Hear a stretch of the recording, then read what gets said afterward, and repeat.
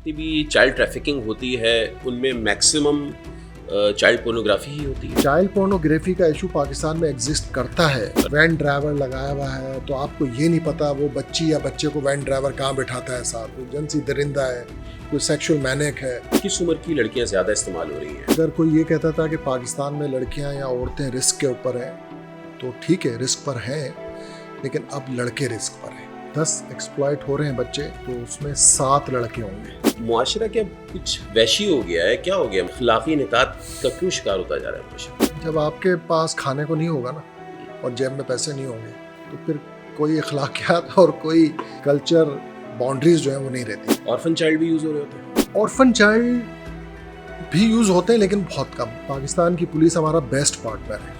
Missing children का issue अगर आपको समझना है हकीकत में तो किसी उस माँ के पास जाएं जिसका बच्चा खो गया है। अस्सलाम वालेकुम, मैं हूं अली आबिद। साफ बात के नए पॉडकास्ट में आपको कहेंगे खुश आमदीद। नाज़रीन, आज हमारे मेहमान हैं रोशनी हेल्पलाइन के बानी जनाब मोहम्मद अली साहब, जिनसे हम करेंगे गुमशुदा बच्चों से मुताल्लिक साफ बात। और प्रोग्राम के आगाज़ करने से पहले आपसे एक गुजारिश है, और वो ये है कि लाजमी हमारे चैनल को सब्सक्राइब कीजिए और बेल आइकन पर ज़रूर क्लिक कीजिए। उसकी बुनियादी वजह यह है कि जब हम यूट्यूब एनालिटिक्स देखते हैं तो 90% से ज़ायद वो लोग हमें वॉच आर्स देते हैं जो हमें सब्सक्राइब नहीं करते हैं, और उससे होता ये है कि हमारा सब्सक्रिप्शन का लेवल डाउन रहता है और बेहतर से बेहतर गेस्ट को लाइन अप करने में हमें थोड़ी दुश्वारी का सामना करना पड़ता है। तो हमारा बाजू बनिए, और अगर आप ये समझते हैं कि हमने आपको थोड़ा बहुत भी एजुकेट किया है अपने किसी भी पॉडकास्ट के ज़रिए, अपने किसी भी वीडियो के ज़रिए या डॉक्यूमेंट्री के ज़रिए, तो हमारा बाजू बनिए। और ये हमारा वादा है आपसे कि हम जो है वो आपसे जो भी बात करेंगे या आप तक जो भी अपनी चीज़ें पहुंचाएंगे वो बिल्कुल क्लियर पहुंचाएंगे, ताकि आप लोगों को समझने में भी जो है वो आसानी रहे। तो बहरहाल आते हैं आज के टॉपिक की जानिब, और बात करेंगे हम आज चाइल्ड ट्रैफिकिंग के हवाले से, चाइल्ड पोर्नोग्राफी के हवाले से, क्योंकि ये सिर्फ पाकिस्तान का मसला नहीं है बल्कि पूरी दुनिया का मसला है। और हम ये देख रहे हैं कि जो सबसे ज़्यादा बच्चे अगवा होते हैं वो जो है वो चाइल्ड पोर्नोग्राफी में जो है वो इस्तेमाल किए जाते हैं। तो मकासद क्या होते हैं, कौन लोग होते हैं जो इस पूरे रैकेट से जुड़े हुए हैं या इस सिस्टम को चला रहे हैं या इस माफिया का हिस्सा हैं, और किस उम्र के बच्चे ज़्यादा अफेक्ट हो रहे हैं, लड़के ज़्यादा अफेक्ट हो रहे हैं, लड़कियां ज़्यादा अफेक्ट हो रही हैं। तो इस पूरी सूरत हाल पर हम बात करेंगे। जनाब मोहम्मद अली साहब की जानिब चलते हैं। अस्सलाम वालेकुम मोहम्मद अली साहब, कैसे हैं आप? ठीक ठाक है? अल्लाह का शुक्र, ठीक ठाक। अच्छा, सबसे पहले तो ये बताइएगा कि रोशनी हेल्पलाइन ये बनाने का सोचा कैसे, कैसे ख्याल आया कि एक NGO बनानी चाहिए जो गुमशुदा बच्चों को जो है वो बाजियाब कराए? देखिए जी, मैं एक सोशल एक्टिविस्ट हूँ। 1988 से इस फील्ड में काम कर रहा हूँ बच्चों के तहफ़्फ़ुज़ के हवाले से। तो ये तो मेरा काम है, शौक़ है, पैशन है मेरा कि मैं बच्चों के तहफ़्फ़ुज़ के लिए कुछ ना कुछ अपना रोल प्ले करूँ। तो जब 1999 के अंदर जावेद इकबाल ने ये क्लेम किया था पाकिस्तान में, लाहौर के अंदर, कि उसने 100 से ज़ायद बच्चों को ज़्यादती के बाद कत्ल किया है। सही। तो वो मेरा एक टर्निंग पॉइंट था लाइफ का। उस वक्त मैंने जावेद इकबाल से जाके जेल में मुलाकात की 40-45 मिनट की, और उसके बाद ये जानने की कोशिश की कि वो 100 बच्चों को उसने कैसे कत्ल किया, कैसे ज़्यादती के बाद गायब कर दिया। क्योंकि एक 2 कमरे का मकान किराए पे लेके वो ये सारा एक्ट कर रहा था। तो इस 2 कमरे के मकान में सोचने वाली बात है कि 103 बच्चों को मार के गायब कर देना, सही। उसकी डेड बॉडीज नज़र ना आना, एक सवाल था। ये सारे सवाल मेरे जहन में थे। मैं चूँकि एक सोशल साइंटिस्ट हूँ, सोशल वर्कर हूँ, तो मेरा हमेशा जहन में चीज़ें चलती रहती हैं कि कुछ ना कुछ हल निकाला जाए मसाइल का। तो मैं जेल में जब उससे मुलाकात की तो मैं सिर्फ उससे ये 2 सवाल पूछने गया था कि ये उसने कैसे मुमकिन बनाया और उसके पास बच्चे कहाँ से आए। सही। तो उसने मुझे बड़ा सिंपल ही कहा कि बच्चे तो कहीं से लाने की ज़रूरत नहीं पड़ती है। अच्छा। बच्चे तो बहुत अवेलेबल हैं। और उसने कहा कि मैं तो अपना लाहौर में गेम सेंटर चलाता था, बच्चे तो रोज़ आते थे मेरे पास। सही। सारा दिन गेम खेलते थे टोकन वाला, और रोज़ाना 3 से 4 बच्चे, 2 बच्चे जाते ही नहीं थे घर, शाम तक बैठे रहते थे। सही। वो मेरा शिकार होते थे। उसके अलावा उसके साथ उसके दीगर 3 साथी थे जिनको उन्होंने जो है जावेद इकबाल ने इस ड्यूटी पे लगाया हुआ था कि वो जाएं और जाके बीबी पाक दामन का मज़ार है, दाता दरबार का मज़ार है, सही, और दीगर ऐसे मुकामात जहाँ पे बच्चे आते हैं, फ्री खाने की लाइन में लगते हैं या जॉब करते हैं या वो मज़ारों पे मौजूद होते हैं, ऐसे बच्चों को जाके वो ढूंढें और वो लेके आए। सही। जावेद इकबाल पाकिस्तान का नहीं, साउथ एशिया का एक बहुत बड़ा सीरियल किलर था। एग्जैक्टली। दुनिया के अंदर बहुत बड़े बड़े सीरियल किलर गुजरे हैं। इंडिया में रामन राघव गुजरा है, टेड बंडी गुजरा है, और भी कई ऐसे ऐसे सीरियल किलर। लेकिन जिसने जब इंकशाफ किया था तो वो सारे सीरियल किलर पीछे रह गए थे, और सिर्फ पाकिस्तान को नहीं, साउथ एशिया को हिला कर रख दिया था इस केस ने। सही। और ये मैं समझता हूँ कि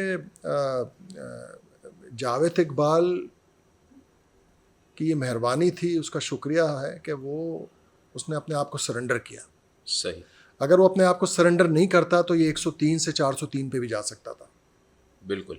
तो इस वजह से मैं समझता हूँ कि मैं चूँकि बच्चों के तहफ़्फ़ुज़ पे काम करता हूँ, तो जब मैंने उससे मुलाकात की, उससे बात की, और फिर पंजाब पुलिस की अपनी रिपोर्ट है इन्वेस्टिगेशन की कि जावेद इकबाल ने जिन बच्चों को शिकार किया, जिनको निशाना बनाया, ज़्यादती करता था, उनके टुकड़े करके ड्रम में डाल के एसिड के अंदर मेल्ट करके नाले में बहा दिया करता था। जब उसके घर पर रेड हुआ जावेद इकबाल के कहने पर, सही। कि अगर आपको सबूत चाहिए तो मेरे घर जाएं, क्योंकि उसने सबसे पहले डीआईजी ऑपरेशन लाहौर को एक ख़त लिखा था और एक दरख्वास्त दी मिलने के लिए। और जब वो दरख्वास्त अंदर चली गई, उसमें ये लिखा था कि मैंने ये किया है, तो उसको बोले कोई पागल आया हुआ, उसको भगाओ यहाँ से। उसको वहाँ से भगा दिया गया। फिर उसने एक मुकामी अखबार के दफ्तर में जाके एडिटर को ये लिखा। उसने जो है, जाहिर सी बात है, वो एक जर्नलिस्ट था, वो इस बात को उसने सीरियस लिया और उसको बुला लिया। उस वक्त भी उस एडिटर ने यही कहा कि मुझे तुम्हारी बात पे यकीन नहीं है। तो जावेद इकबाल ने कहा अगर यकीन नहीं है तो मेरे घर चले जाओ, मेरी बात पे यकीन आ जाएगा। अच्छा। ये वो मुझे बता रहा है जेल में बैठ के सारी बात। तो जब वो बात आउट हुई और जो जर्नलिस्ट था उसने मुकामी अखबार का उसने बुला लिया, सब पुलिस को इतला करी, तो खलबली मच गई। सही। तो जब घर गए तो 80 से ज़्यादा बच्चों के जूते, कपड़े, स्कूल बैग्स, खिलौने उस घर से बरामद हुए। जावेद इकबाल बड़ा ही हशाश बशाश और खुश था जब मुझसे वो बात कर रहा था। कोई चेहरे पे नदामत नहीं थी, कोई डर खौफ नहीं था, और कह रहा था कि मोहम्मद अली भाई लाकअप में हूँ, वरना मैं क्या खिदमत करूँ आपकी। अच्छा। चाय मंगवाऊँ आपके लिए, क्या मंगवाऊँ। मैं हैरान था उसके ऊपर। और मैंने जब मुलाकात की थी उसको सज़ा अनाउंस हो चुकी थी, तो उस वक्त तो आदमी को बहुत खौफ होना चाहिए। 160 साल की सज़ा अनाउंस हुई थी, वो सज़ाए मौत भी। और जज का गुस्सा ये था, वो जाहिर सी बात है कानून के तहत वो सज़ा तो मैच नहीं करती थी, लेकिन एक एक एक एक एंगर था अदालत का, गुस्सा था। सही। उसने कहा उसको मीनारे पाकिस्तान पे जंजीर के साथ फांसी दी जाए और उसके 100 टुकड़े किए जाए उन 100 माओं के सामने, और उसको तेज़ाब में डाला जाए। वो सज़ा तो मुमकिन नहीं थी, एक इस तरह का अमल था कि वो हो नहीं सकती थी, डूएबल नहीं थी, लेकिन ये अदालत का एक गुस्सा था। उसके बाद जब मैं जावेद इकबाल से मिला तो वो तो ये बातें कर रहा था जो मैं आपको बता रहा हूँ, तो उसका आप अंदाज़ा करें। उसके बाद देखें ना, जावेद इकबाल का कहना, उसका जो इकरार जुर्म था, फिर पुलिस की जो रिपोर्ट थी वो ये थी कि इसने जितने बच्चों को निशाना बनाया वो सब घरों से गायब थे, मिसिंग थे, भागे हुए थे। सही। और सब के सब बॉयज़ थे। जावेद इकबाल से मैंने एक बात पूछी कि क्या ये 100 ही बच्चे थे? तो उसने कहा मोहम्मद अली भाई 103 बच्चों का तो याद है जिनको ज़्यादती के बाद कत्ल किया और मार दिया। जो ज़्यादती के बाद छोड़ दिए या चले गए उसका मुझे याद नहीं कितने। तो इस वजह से मुझे ख्याल आया कि अगर बच्चा अपने वालिदैन से राब्ते में ना हो, मिनटों से, घंटों से, दिनों से, हफ्तों से, और वालिदैन को उसके वेयर अबाउट्स का ना पता हो, इसका मतलब ये है वो बच्चा मिसिंग है। अब अगर वो मिसिंग है तो उसके साथ क्या हो सकता है? वो घर के टैंक में गिर सकता है अगर घुटने चलता बच्चा है। सही। गली के बाहर से कोई उठा के ले जा सकता है, उसको ट्रैफिक किया जा सकता है, उसको जिनसी ज़्यादती के लिए उठाया जा सकता है, उसको ड्रग ट्रैफिकिंग के लिए उठाया जा सकता है, उसको कोई और गलत इस्तेमाल के लिए उठाया जा सकता है, किसी पेटी क्राइम्स में इन्वॉल्व किया जा सकता है। सही। तो ये जो जावेद इकबाल जैसे दरिंदे और भेड़िए हैं, ये सोसाइटी में दंदनाते फिर रहे हैं, इस वक्त भी मौजूद हैं। तो मैंने सोचा जब अगर ये सीरियस इशू है तो मैंने फिर आके एक रिसर्च कंडक्ट किया। सही है। और उसमें ये जानने की कोशिश की कि इस वक्त सरकारी या गैर सरकारी सतह पे कौन से ऐसे फोरम्स मौजूद हैं, कौन से ऐसे प्लेटफॉर्म्स मौजूद हैं जो इस इशू पे काम कर रहे हो। सही। कौन से ऐसे इदारे हैं जो उन वालिदैन को ये बताएं कि आपका बच्चा गुम हो जाए तो ये 1 2 3 स्टेप्स आपको लेने हैं फौरी फौरी। सही। ऐसा कुछ भी नहीं था। इवन कि जब मैंने काम स्टार्ट किया तो मेरे अपने जानने वाले अजीज़ों दोस्तों जो मेरे सोशल वर्कर्स दोस्त हैं, उन्होंने कहा यार ये आप डेड इशू के ऊपर काम स्टार्ट कर रहे हैं, ये इशू डेड है पाकिस्तान में, ये एक अच्छा। सीवियर निगलेक्ट इशू है। ये मैं उस वक्त की बात बता रहा हूँ आपको, सही। 99 की। तो उन्होंने कहा तुम नहीं करो ये काम, ये तो हुकूमत है, पुलिस करेगी, वो करेगी। मैंने कहा डेड इशू है, इसीलिए तो उसको लाइव करना है। सही। और मैं तो चाहता हूँ कि इसकी सेंसिटिविटी और इम्पोर्टेंस को ज़्यादा से ज़्यादा हाईलाइट किया जाए, ताकि जो बहुत ही बड़े बड़े इदारे हैं चाइल्ड प्रोटेक्शन के, सरकारी या गैर सरकारी, वो अपने डोमेन का हिस्सा बनाएं उसको।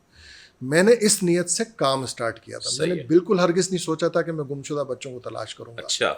लेकिन जब लियारी से मैंने काम स्टार्ट किया और लियारी के अंदर दफ्तर बनाया और ये काम स्टार्ट किया, तो पहला काम ही यही था कि हमने रोड वेंडर्स और ऐसे वॉच डॉग्स क्रिएट किए जो कि बड़ी गहरी नज़र रखते हैं हर सही। मूवमेंट के ऊपर। कोई रशीद पान वाला, कोई दूध वाला, कोई राशन छाप वाला, कोई पीसीओ वाला, वो ऐसे ऐसे कुछ प्रोमिनेंट हर गली मोहल्ले बाज़ारों में होते हैं जिनसे हर खबर गुजर के जाती है। सही। मैंने ऐसे लोगों को लियारी में तलाश किया और लियारी की 11 यूनियन काउंसिल के नक्शे हासिल किए। उस वक्त वफाकुल मदारिस भी बनने जा रहा था, उस वक्त जो है सिटी गवर्नमेंट काम कर रही थी, तो उस वक्त मैंने ये काम किया। और जनरल परवेज़ मुशर्रफ साहब की हुकूमत थी उस वक्त, तो पाकिस्तान में कम्युनिकेशन में रेवोल्यूशन आ रहा था, पीसीओ आ रहा था, मोबाइल फ़ोन टेलीफोन आ रहा था, ये वो वक्त था। तो मैंने उन यूनियन काउंसिल्स के दाखिली और ख़ारजी रास्तों के ऊपर ये वॉच डॉग्स क्रिएट किए। अच्छा। ये वो लोग तलाश कर करके ढूंढे वहाँ से। बड़ी मुश्किल थी। लियारी चूँकि आपको पता है अगर बिल्कुल। कोई इस तरह की मूवमेंट करता है तो उनको पता है ये कुछ दिन के बाद कोई पर्ची और उस भिजवाएगा। जमाने में तो हालात भी बहुत ज्यादा हालात खराब भी थे। ख़राब थे, तो बोलते हैं ये तो कोई आया पर्ची भिजवाएगा अभी। सही। तो इस वजह से मुझे ऐसे लोगों को तलाश करना बहुत ही मुश्किल काम था, लेकिन अल्लाह का बड़ा शुक्र है मेरी नीयत बड़ी साफ़ थी और टारगेट बड़ा क्लियर था। सही है। तो इसलिए लियारी से ये एक पायलट प्रोजेक्ट स्टार्ट किया था। सही है। पहला बच्चा एक गुम हुआ हाँ। जो लियारी की एक यूनियन काउंसिल के रास्ते से मच्छर कॉलोनी की तरफ ले जाया जा रहा था। सही। तो वहाँ पे मेरा एक होटल वाला बंदा था जो कि काम करता था हमारे लिए। अच्छा। हमारा एक इन्फॉर्मर, सही। Watch dog.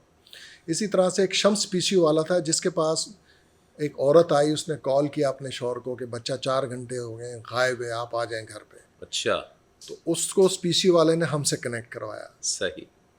जब हमसे कनेक्ट करवाया तो हमारा उस वक्त जो एक आइडिया होता था, जो हमारा एक फॉर्मेट होता था काम का, जो मेथोडोलॉजी होती थी वो ये होती थी कि जैसी केस आएगा हम 1 घंटे में 100 पोस्टर प्रिंट कर देंगे उसके A4 साइज पे और उसको डिस्ट्रीब्यूट कर देंगे ताकि उसकी मूवमेंट को रिस्ट्रिक्ट करने की कोशिश करें ताकि वो निकले ना उस यूनियन काउंसिल से बाहर। सही। आइडिया ये था।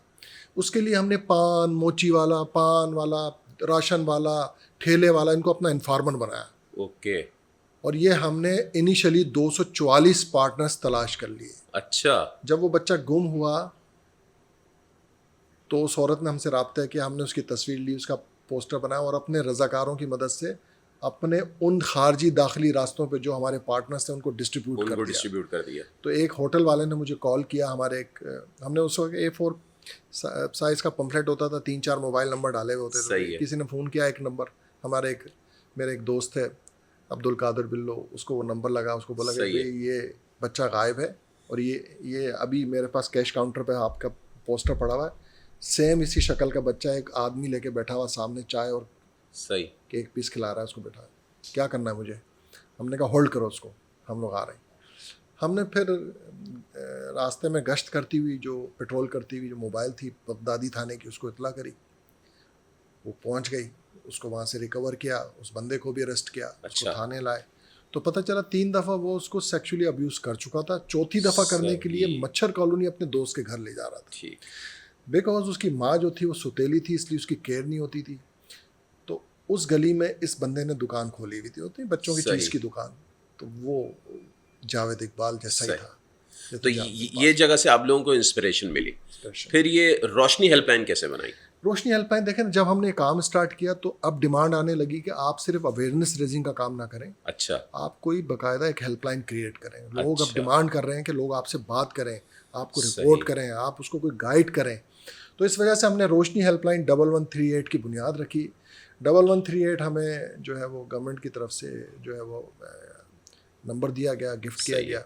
उस वक्त के डीजी सर्विसेज थे पीटीए के, उन्होंने हमें नंबर दिया और इस तरह से वो नंबर आया। फिर इस वक्त किस्सा मुख्तसर के इस वक्त जो है सही, ये जो हमारा रोड वेंडर्स और जो स्पाइडर नेटवर्क बनाने का जो आइडिया था ना, ये बड़ा क्लिक कर गया। ये क्लिक कर गया। ऐसा क्लिक कर गया कि फिर हमारा पहला interview voice of Germany, voice of America, BBC London, क्योंकि वो बच्चा जब हमने तलाश किया था ना, तो मेरे एक दोस्त थे सिंधी जर्नलिस्ट, वो आजकल कैमरामैन बन गए बड़े चैनल के अंदर, हादी बख्श सांगी। सही, मैं आज भी उनका नाम लेता हूँ बड़े फ़ख्र से। सही, तो उन्होंने बड़ा सपोर्ट किया और वो ख़बर को फ्लैश किया। ठीक, तो जब फ्लैश किया तो लोगों ने मुझसे रब्ता किया, ये क्या आइडिया आपके पास है। तो इसी तरह से बस ये अल्लाह का शुक्र है, फिर हमने पीछे मुड़ के नहीं देखा और ये हेल्पलाइन स्टैब्लिश हो गई।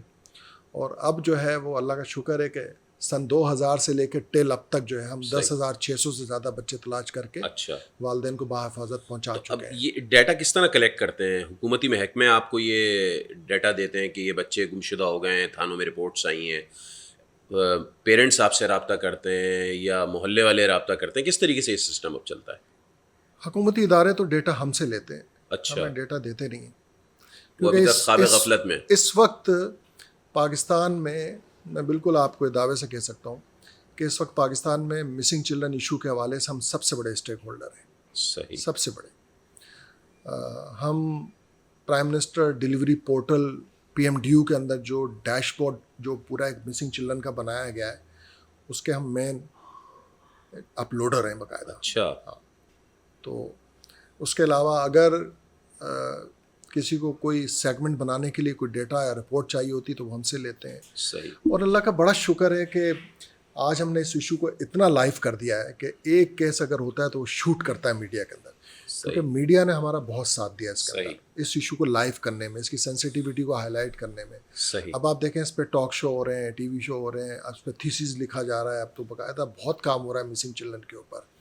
और अब तो बाकायदा ऐसे कई बैनुल अक़वामी इदारे हैं, मैं किस किस का नाम लूँ, जिन्होंने हमारे मॉडल को जानने के लिए हमसे रिक्वेस्ट की बाकायदा कि आपका मॉडल क्या है, ये किस तरह से आप कर लेते हैं। बिलफर्ज किसी का बच्चा गुमशुदा हो जाता है, वो आपसे रब्ता करता है आपकी हेल्पलाइन पे, तो फिर किस तरीके से प्रोसीजर आगे बढ़ता है? किस तरीके से आप लोग मदद करते हैं? हमारी हेल्पलाइन 1138, मैं आपको इस तरह से बता सकता हूँ कि हमारे पास केसेस आने के सोर्सेज क्या है। सही, ये बता दें।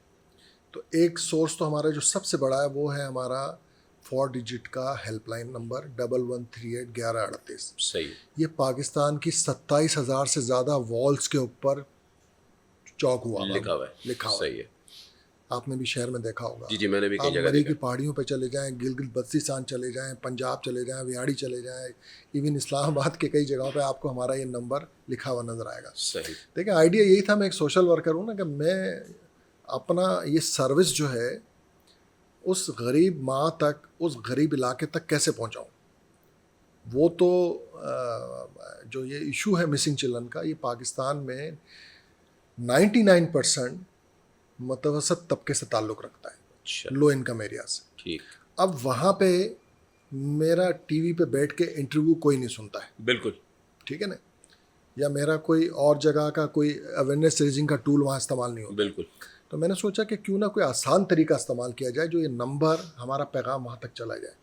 तो हमने जब नोट किया तो दीवारों पे बहुत से लोग अपनी दवाइयाँ बेच रहे हैं, अपनी सर्विसेज बेच रहे हैं। सही है, बकरे बेच रहे हैं, अपने सही बात है, जादू टूने वाले जादू टूने बेच तो हमने कहा हम क्यों ना करें फिर ये काम, और उनको तो बिजनेस इसी वॉल चॉकिंग से मिलता है। बिल्कुल। तो आप यकीन करें, जब हमने वॉल चॉकिंग करना शुरू की तो इस वक्त पाकिस्तान में जो हम ब्रांड के तौर पे माने जाते हैं बाकायदा, तो 1138 इज़ अ ब्रांड इन पाकिस्तान। इस वक्त हमारे पास जो है, अगर आप उठा के देखें 2023 का डेटा, तो लगभग 2700 के करीब केसेस हमें रिपोर्ट हुए हैं। अच्छा, 2700 केसेस रिपोर्ट हुए हैं। डेली बेसिस पे हमारे पास 12 से 15 नए केस रिपोर्ट होते हैं डेली। अच्छा, हमारे पास सही। और 70 से 80 के दरमियान डेली कॉल्स आ रही होती हैं मिसिंग चिल्ड्रन की हमारे पास पूरे पाकिस्तान से। ये चूँकि वॉल चॉकिंग का हमारा नंबर है, विदाउट कोड आप डायल कर दें बस, सीधा 1138 कॉल सेंटर में जाएगा हमारे। तो इसी तरह से एक सोर्स तो ये है। दूसरा सोर्स हमारा सोशल मीडिया के पेजेस बहुत हमारे अच्छे सक्सेस है, वहाँ से बहुत केसेस रिपोर्ट होते हैं। फिर हमारा जो तीसरा बड़ा सोर्स है वो पाकिस्तान में किसी के पास भी नहीं है। हमारे पास सैकड़ों लोगों के बहुत सारे व्हाट्सएप ग्रुप्स मौजूद हैं, सही। उसमें बड़े लोग पेशेंस के साथ ऐड हुए हैं।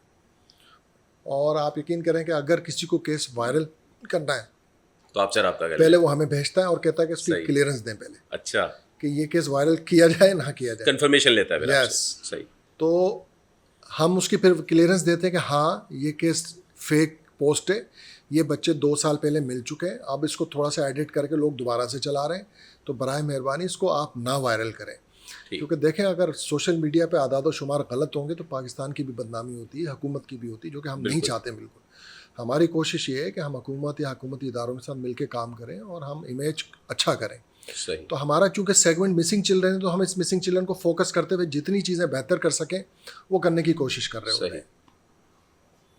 अच्छा, अब ज़रा ये बताइएगा, बच्चे गुमशुदा हो जाते हैं, कुछ बाजियाब भी हो जाते होंगे यकीनन, तो जो बाजियाब होते हैं क्या अब तक उनकी तरफ से सुनने को मिला है? मैक्सिमम कहाँ यूजेज होता है? चाइल्ड पोर्नोग्राफी में यूज़ होता है, लेबर की तरफ चले जाते हैं, भीख मंगवाई जाती है, या जो ऑर्गन्स के बारे में कहा जाता है कि ऑर्गन्स ट्रैफिकिंग होती है, उसके लिए इस्तेमाल होते हैं?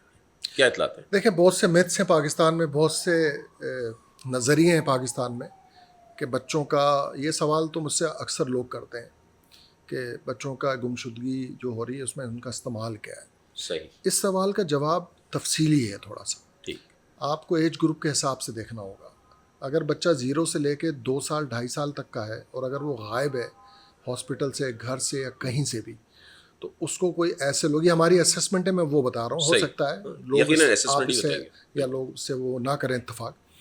तो जो हमारी महदूद असेसमेंट है, मैं उसका आपको रिज़ल्ट बता रहा हूँ कि इस एज ब्रैकेट के बच्चे अगर गायब हैं कहीं से भी किसी भी सूरत हाल में, तो ज़्यादातर वो लोग या वो कारिंदे या वो चेन के लोग उठा के ले गए जो किसी बे औलाद को फ़रोख्त करेंगे। अच्छा। और डिपेंड करता है उसकी क्या कीमत लगेगी।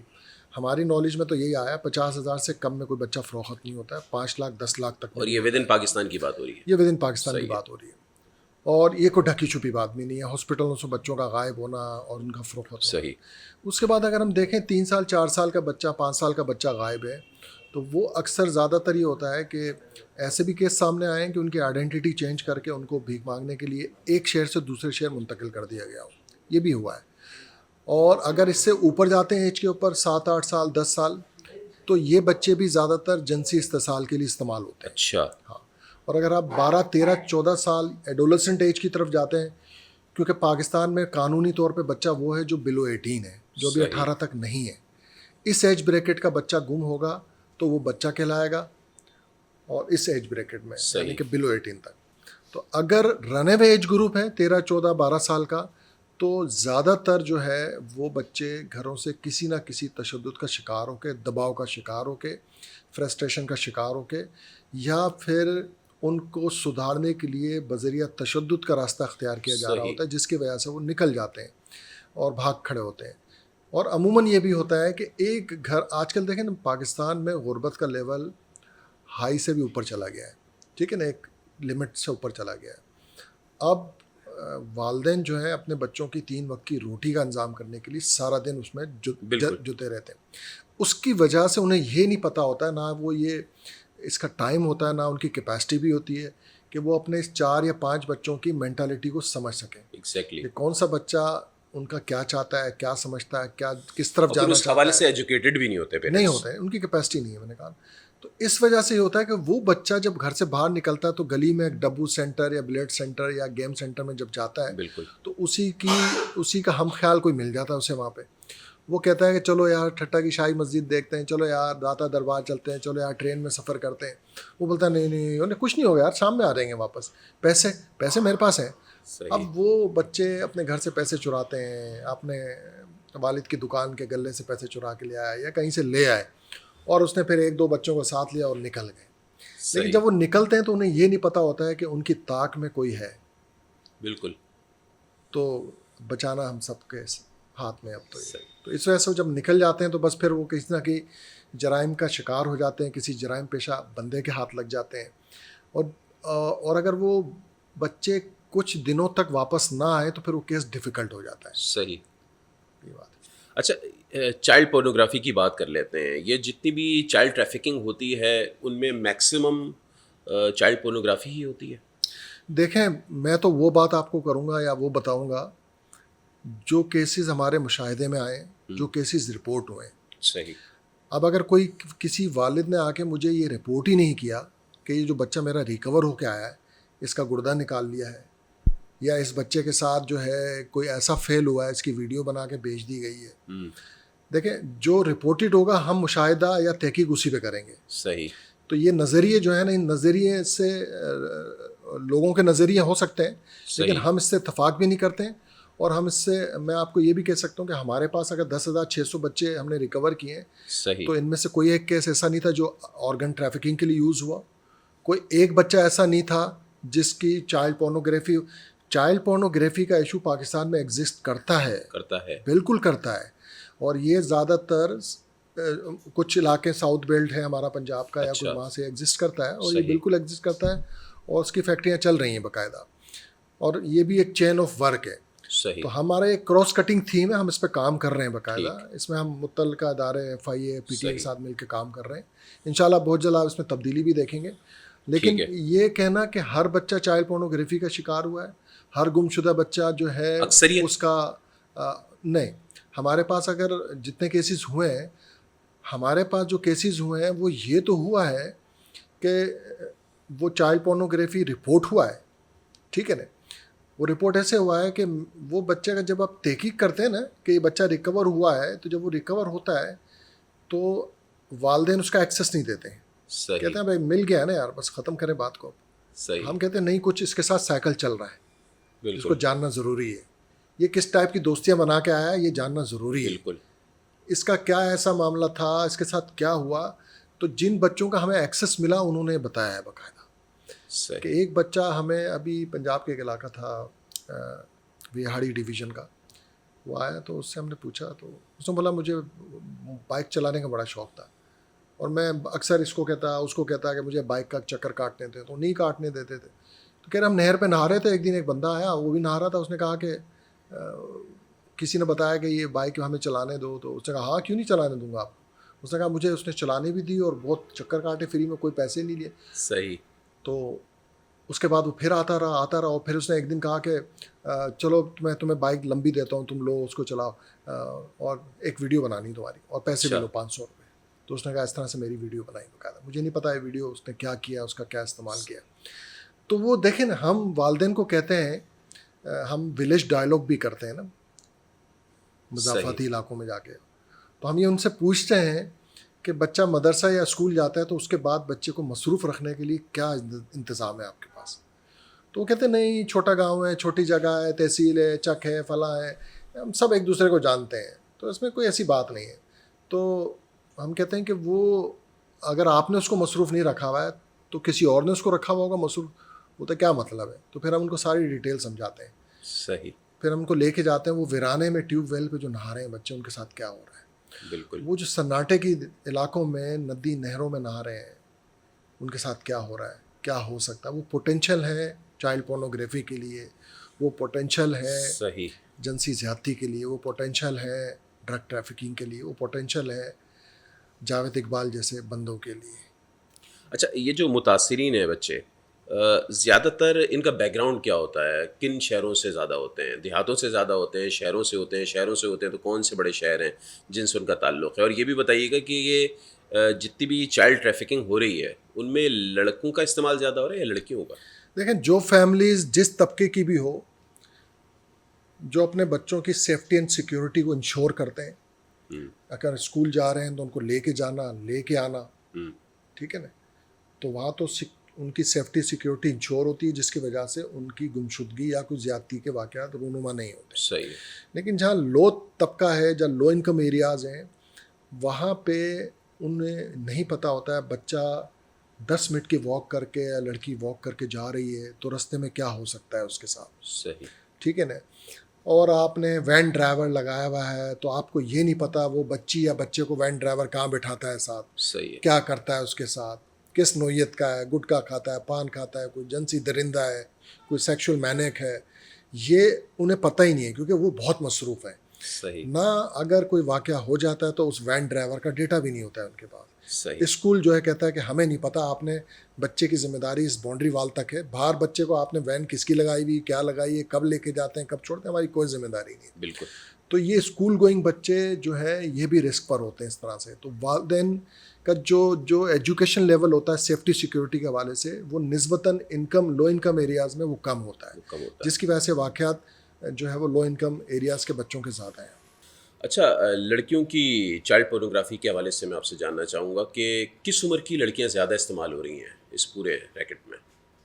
जगह जो कमर्शियल सेक्सुअल एक्सप्लॉयटेशन का जो ट्रेड है, उस ट्रेड के अंदर नज़रिया या लोगों के ख़यालात तो यही हैं कि लड़कियां इस्तेमाल हो रही हैं। हम इससे इत्तेफाक नहीं करते। अच्छा। जी, इस वक्त भी अगर आप देखें कि देखें हम रोशनी हेल्पलाइन 1138 के पास जो गुमशुदा बच्चों के केसेस आते हैं, हम उसी के ऊपर रिसर्च और तहकीक कर रहे होते हैं। सही ठीक है ना। मिसिंग चिल्ड्रन का इशू एक ऐसा इशू है जो इन तमाम एक्सप्लॉयटेशन के साथ कनेक्टेड है। सही अगर आपको पाकिस्तान में चाइल्ड अब्यूज़ को काउंटर करना है या ख़त्म करना है या कम करना है, तो आपको प्रॉपर तरीके से मिसिंग चिल्ड्रन इशू को इन्वेस्टिगेट करना होगा, सही उसको एड्रेस करना होगा, अदरवाइज़ आप नहीं कर सकते। ठीक चाइल्ड पोर्नोग्राफी का जो इशू है वो ज़्यादातर बॉयज़ के साथ कनेक्ट है। सही ठीक है ना। अगर कोई ये कहता था कि पाकिस्तान में लड़कियां या औरतें रिस्क के ऊपर हैं, तो ठीक है, रिस्क पर हैं, लेकिन अब लड़के रिस्क पर हैं। सही वो इतनी नहीं है, हैं लेकिन कम तादाद में। कम था। अगर 10 एक्सप्लॉइट हो रहे हैं बच्चे, तो उसमें 7 लड़के होंगे, 7। सही 2700 केसेस जो 2023 में रिपोर्ट हुए हमें, 70-72% उसमें मेल चाइल्ड था, अच्छा और उस 72% में 11 साल से 15 साल के ज़्यादा बच्चे थे। अच्छा, ऑर्फन चाइल्ड भी यूज़ हो रहे होते हैं? ऑर्फन चाइल्ड भी यूज़ होते हैं, लेकिन बहुत कम, इस तरह अच्छा। होता नहीं है वो।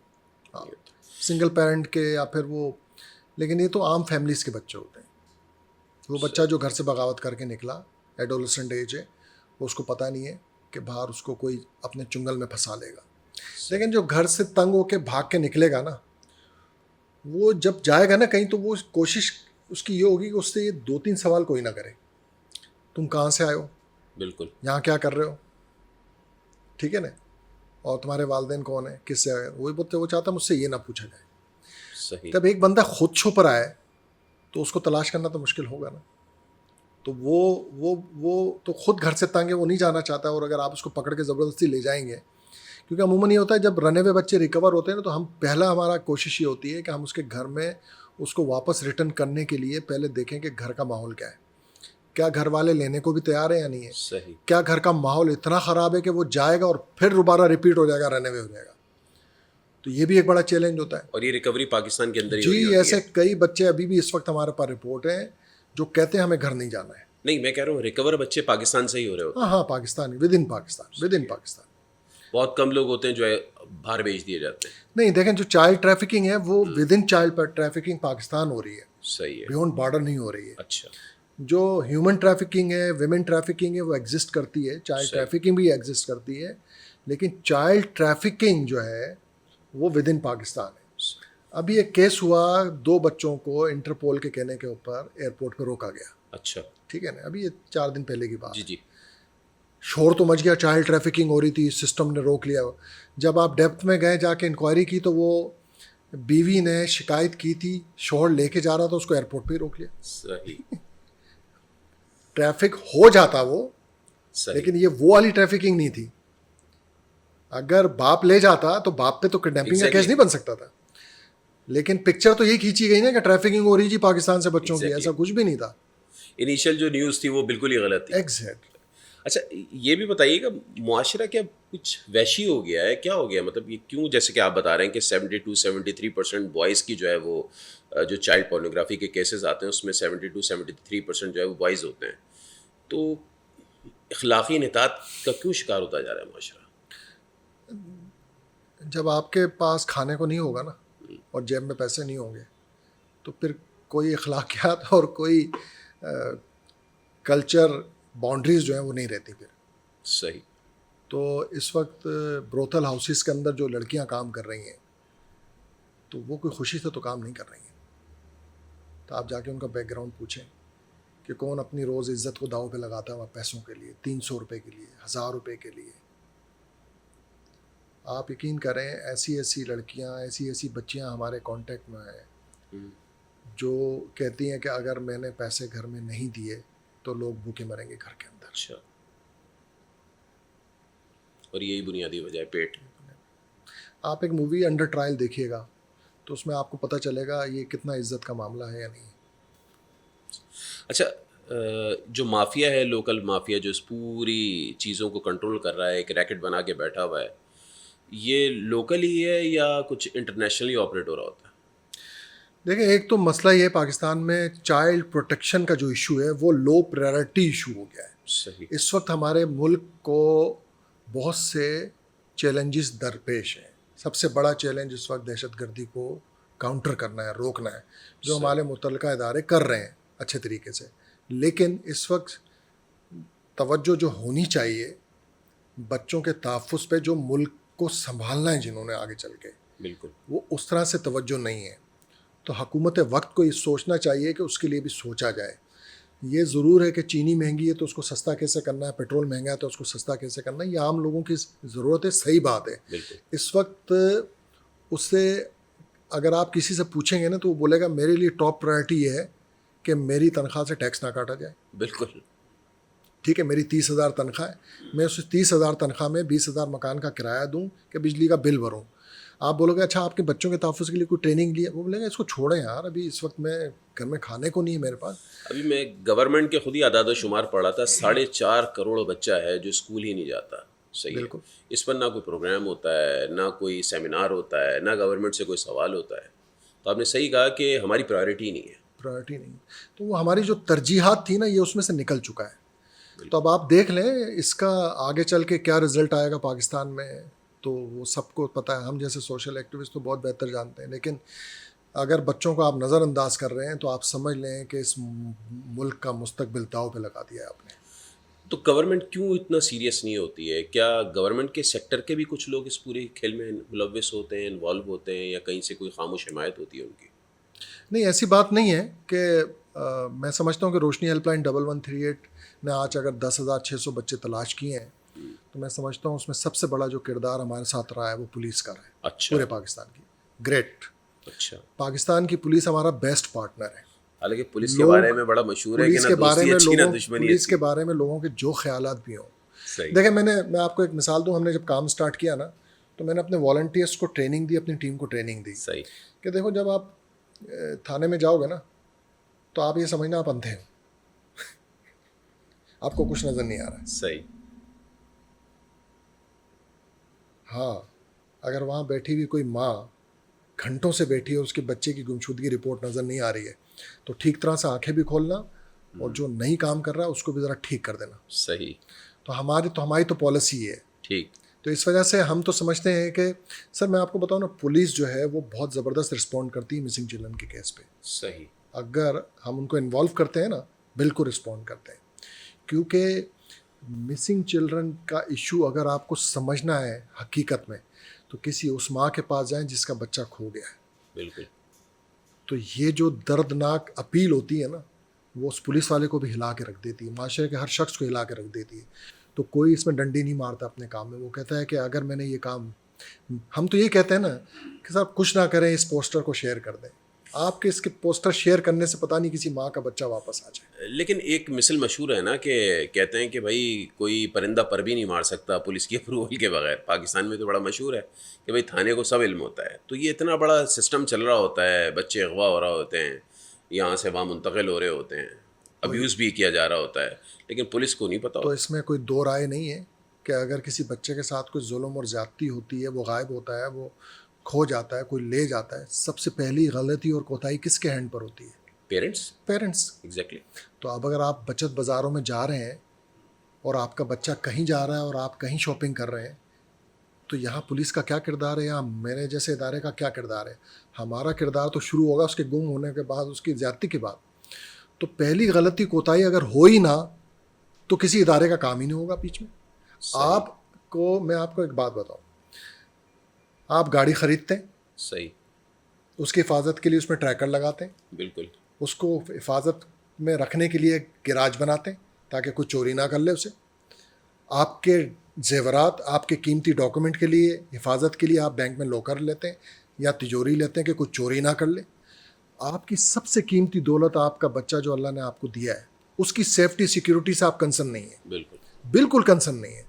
जब आपसे वो बच्चा छिन जाता है, गुम हो जाता है, कोई ले जाता है, तो फिर आपके पैरों तले ज़मीन निकल जाती है। हमने ऐसी माओं को देखा, मेरे दफ्तर आती थी चल के, वो पैरालाइज हो गई हैं और दुनिया से चली गई हैं बच्चे के सही। गम में।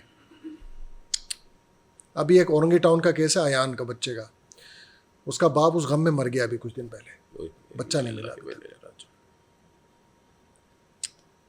अच्छा, एक चीज़ और भी बड़ी सुनने में, हम बचपन में भी सुना करते थे, जवानी में भी सुन रहे हैं कि भाई बच्चे जो है वो पाकिस्तान से स्मगल हो जाते हैं, ये किडनैप होके, और वो अरब ममालिक भेज दिए जाते हैं जहाँ पर ऊँटों की रेस होती है, वहाँ पर वो इस्तेमाल किए जाते हैं। तो ये फ़कत एक मिथ है या इसमें कुछ हकीकत भी है? नहीं, कैमल जॉकीज का इशू बिल्कुल है, अच्छा, और ये एक वक्त में बहुत पीक पे था। अच्छा, और मैंने इसके ऊपर बहुत काम किया है, इस पर रिसर्च भी की है और कई बड़े इदारों के साथ काम किया है, और मैं ख़ुद उन अरब कंट्रीज़ में जाके डॉक्यूमेंट्री भी बना के आया हूँ बाकायदा। देखें, जिस मुल्क की हुकूमत का वो कोई शाही गेम हो, तो इसका मतलब ये है कि वो हुकूमत खुद इन्वॉल्व है इसके अंदर। सही। अब होता ये था कि जो जो जो सोच है, मैंने पूछी वहाँ पे किसी से, ये बच्चे को क्यों इस्तेमाल कर रहे हैं आप? तो एक ने मुझे बताया कि क्योंकि बच्चा ना ब्लैकमेल हो सकता, ना बिक सकता है। जो अडल्ट जोकी होता है वो बिक जाता है, अच्छा, वो गेम को पलट देता है अपनी मर्जी पे, क्योंकि वो बिक चुका होता है। और फिर जो चार्म होता है ना कि बच्चा ऊँट को दौड़ा रहा है, वो चार्म ही अलग होता है। फिर इस सिलसिले में मुख्तलिफ ख्यालात थे लोगों के कि बच्चे को बांध के करते हैं, बच्चा रोता है, ऐसा कुछ भी नहीं है। अच्छा, बच्चे को रिक्रूट किया जाता है ऊँट की रेस के लिए। 2 रेसें होती हैं, एक सर्दी में होती है जिसमें कुछ 450-500 ऊँट दौड़ता है, एक गर्मियों में होती है जिसमें कोई 100 ऊँट के करीब दौड़ते हैं। सही। इन ऊँटों की रेस के लिए वो बच्चा एलिजिबल होता है जिसका वज़न 20 kg से कम ना हो। तो बच्चे को जब रिक्रूट किया जाता है, लिया जाता है, तो 15 से 17 किलो का होता है। सही। फिर उसको ट्रेनिंग दी जाती है, उस ट्रेनिंग प्रोसेस में उसको बांधा जाता है। लेकिन जब वो ऊँट को संभालना और चाबुक उठाना सीख लेता है, फिर वो ऊँट के, फिर उसके बाद उसका वज़न होता है बाकायदा। अगर वो 19.5 kg भी होता है तो रमल उसकी जेबों में डाली जाती है, अच्छा, मिट्टी, और उसको 20 kg का करके उसको ऊँट की रेस के लिए शामिल किया जाता है। सही। लेकिन जुल्म यह है कि किसी माँ का बच्चा, अगर आप 15 किलो का बच्चा लें, उसकी एज का अंदाज़ा कर लें आप, किसी माँ से उसको दूर करें, वो वक्त, वो ज़िंदगी का टाइम जो माँ के साथ उसको गुजारना है हिफाजत में, प्यार के अंदर, वो उस रेगिस्तानों में गुज़रता है, सख्त तपती रेत में, खैमों के अंदर। बैलेंस डाइट दी जाती है उनका वज़न के लिए, बैलेंस डाइट, लोबिया, दालें दी जाती हैं। फिर जो उनके केयर टेकर होते हैं वो अब्यूज़र होते हैं बाकायदा।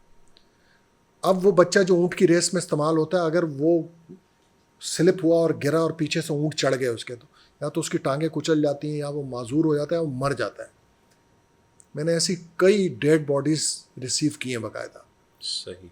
और पाकिस्तान में ये इशू सन 2005-06 तक एग्जिस्ट करता था, बहुत अच्छा, पीक पर था। उसके बाद जब बच्चा 55 किलो 50 किलो का यूज़ होना शुरू हुआ, क्योंकि यूएन की जानिब से, यूएन के मुख्तलिफ इदारों की जानिब से बड़ा दबाव था सही, कि ये इस स्पोर्ट से बच्चों को निकालो। ठीक, तो निकाला तो सही, लेकिन बच्चे तो अब भी यूज़ हो रहे हैं, लेकिन अब वज़न उनका बढ़ गया है। ठीक, और वो बच्चे ज़्यादातर दुनिया में सूडान से, साउथ पंजाब से, हमारे पाकिस्तान साउथ पंजाब से, सही, और बांग्लादेश से, सूडान से, श्रीलंका से, साउथ इंडिया से रिक्रूट होते थे। सही, और डेफिनेट गरीबों के बच्चे होते थे ज़्यादातर। ठीक, किसी को ये कहा जाए कि आपका बच्चे 4 बच्चे हैं, अगर एक बच्चा दे दें और उसको महीने के आपको बैठे बैठे 500 दिरहम, 1000 दिरहम रियाल मिलेंगे, तो आपको क्या है, और शेख साहब इनको पढ़ाएंगे भी, अच्छी अच्छा। वो भी देंगे, तो वो बेचारे दे देते हैं बच्चा। और ये जब बच्चे वापस आते थे हमने तो उनका- ऐसी माएँ पकड़ी हैं कैंट स्टेशन के होटलों से, जिनको एजेंट लेके आए, और उसका भी अपना बच्चा था, और उस वक्त मशीन रीडेबल पासपोर्ट नहीं होते थे, मैनुअल सही। होते थे। तो बच्चों की तस्वीरें इंडोस की, उनको ट्रेनिंग दी कि एयरपोर्ट पे कोई पूछे तो बोले मेरे बच्चे हैं। उनमें से एक होता था उसका, लेकिन बाकी 2-3 किसी और के लेके जाती थी, क्योंकि पेरेंट्स चाहिए होते थे। तो फिर ये जब बच्चे वापस आते थे तो फिर क्या असरात होते थे उन पे? होता ही था कि बच्चे जिस उम्र में ले जाया जाता था, फिर उनको जब वापस लाया जाता था, तो वो जो उनको रिसीव करने आते थे वो एजेंट ही होते थे। अच्छा वही घुमा के फिर दोबारा ले जाया करते थे। अच्छा। हाँ, और कई बच्चे रिपीट गए दोबारा से, ये भी हुआ है। लेकिन अब अल्लाह का शुक्र है सही। कि ऊँटों की रेस के लिए पाकिस्तानी बच्चों का इस्तेमाल खत्म। तकरीबन ना होने के बराबर है। अच्छा, अब समअप की तरफ जाते हैं। अब ज़रा ये भी बताइएगा, ये जितनी भी पोर्नोग्राफी तो खैर एक इंटरनेशनल इशू है, ये जो चाइल्ड ट्रैफिकिंग हो रही है, ये सिर्फ पाकिस्तान या इंडिया, बांग्लादेश, इन्हीं ममालिक का मसला है या पूरी दुनिया का मसला है जो इस वक्त तरक्की याफ्ता ममालिक है वहाँ पर भी हो रहा है? देखिए, कमर्शियल सेक्सुअल एक्सप्लॉयटेशन जो है दुनिया में मेरे ख्याल में दूसरा या तीसरा बड़ा ट्रेड है। अच्छा। ठीक है ना, ड्रग्स और असले के बाद। सही। तो ये तो ट्रेड है। इस ट्रेड से जुड़े हुए लोग जो हैं वो उसको जिद्दत के साथ आगे बढ़ा रहे हैं, और ग्लोबली बच्चों का इस्तेमाल है सेक्स ट्रेड के लिए और विमेन के लिए, सबके लिए हो रहा है। लेकिन अब ये है कि इस ट्रेड को कोई छेड़ता है तो वो फिर रहता नहीं, या सही। तो वो अब इसके ख़िलाफ़ आवाज़ कौन उठाए। और ये एक इशू कोई पाकिस्तान का नहीं है, ये पूरे ख़त्ते का है, साउथ एशिया का है। दुनिया में कई ममालिक में इस तरह से हो रहा है, उसमें कोई ऐसी बात नहीं है। लेकिन होता ये है कि अब मैं समझता हूँ कि इस वक्त बेहतरी ये आई है कि हमारी हुकूमत जो है वो मुख्तलिफ़ प्रोटोकॉल साइन किए उन्होंने इंटरनेशनल, और अब वो मुख्तलिफ UN के साथ, यूरोपीय कमीशन के साथ मिलकर काम कर रही हैं बाकायदा इस चीज़ को रोकने के लिए, रोकथाम के लिए। सही। और अब हुकूमत की तवज्जो इस तरफ है, और उनके बहुत से ऐसे इनिशिएटिव्स हैं सही। जो शायद आगे चल के इसको काउंटर करने में मदद करेंगे। ठीक तो मैं कहता हूँ अभी इस वक्त मुतल्लिका अदारे हमारे फोकस। अब एक और अच्छा इकदाम होने जा रहा है, एक हमारे पास साइबर क्राइम अथॉरिटी बनने जा रही है। बिल्कुल बन गई है बल्कि। तो वो अथॉरिटी अभी कुछ के TORs पास नहीं हुए सही। असेंबली से, तो अभी प्रोसेस में। तो वो जैसी अथॉरिटी बनेगी तो मेरे ख्याल में ये चाइल्ड पोर्नोग्राफी या जो ऑनलाइन क्राइम है बच्चों का, इसको काउंटर करने या इसको ख़त्म करने के लिए बड़ी मदद हासिल होगी, क्योंकि उसमें अच्छे एक्सपर्ट्स लोग होंगे, मुझे अंदाज़ा है इस बात का। ठीक है, बहुत बहुत शुक्रिया मोहम्मद अली साहब, आप आए और यकीनन हमारी दुआएं आपके साथ हैं, नेक तमन्नाएं आपके साथ हैं। बहुत बहुत शुक्रिया। Thank you.